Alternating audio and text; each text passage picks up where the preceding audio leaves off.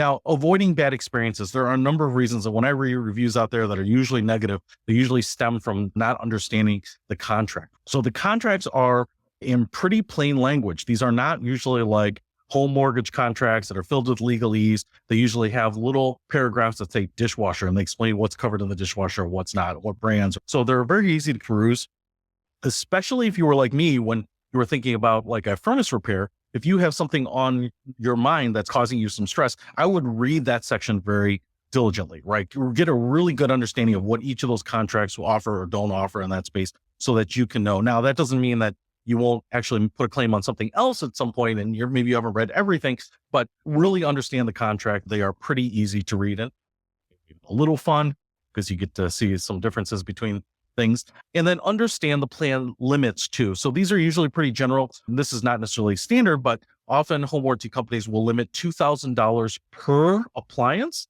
So if it needs to be repaired, they will cover up to $2,000 for repair or replacement and up to $10,000 for the year. So let's say you have, in this case, like 5 appliances that were all $2,000, or you needed a furnace repaired that was $4,000. You've used $4,000 of your $10,000 limit for the year.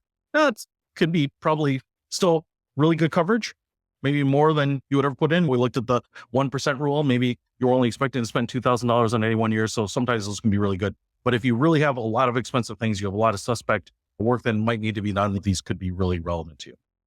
Other things to consider, you still have to do your maintenance. Now, some home warranty companies will even cover some maintenance, like furnace filters or things like that.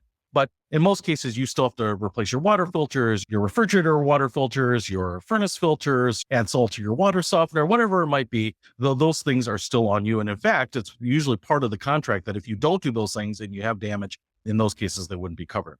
And another thing to consider is maybe you don't need it. Maybe you're flush with savings. There's no way you're going to outspend your money. That's absolutely fine and legitimate. And maybe you bought a new home. A lot of new homes, the house itself is covered under the manufacturer warranty. A lot of the appliances are brand new, so they're covered under the manufacturer warranties for that. So maybe you just don't need a separate warranty at all, right? You've got plenty of coverage. Maybe you're not even exposed. So that's very possible. The common users that will look at this, some of them fall in the category of, hey, my savings is a little thin. I'm worried about the exposure to doing some of these high cost repairs because I can't float it right now, or I'd have to put it on a credit card. So that's one case. Some people have that money, yet they're just worried about the unexpected expense. What if I had to replace my furnace for $4,000 or $5,000? I might have the money, but it would really put me in an uncomfortable position. So these are some of the common users. Now, also understand home warranties are not free. And even if they are cheap, a $40 a month fee for your service contract comes out to almost $500 a year. So you have to think about, hey, how much would I spend, or do I expect to spend maybe $1,000 or $2,000 maintaining my house versus being sure that I'm going to pay $500 to cover my house with a home warranty. So some of these things are a little bit of a trade-off. You got to just figure out what your comfort zone is, right? If you get a home warranty, you're committed to the cost of the home warranty, but maybe you have some limited exposure to the upside. Otherwise, you could take it on and maybe you don't spend $480 on maintenance. Maybe you get lucky in that year. So some things to consider there.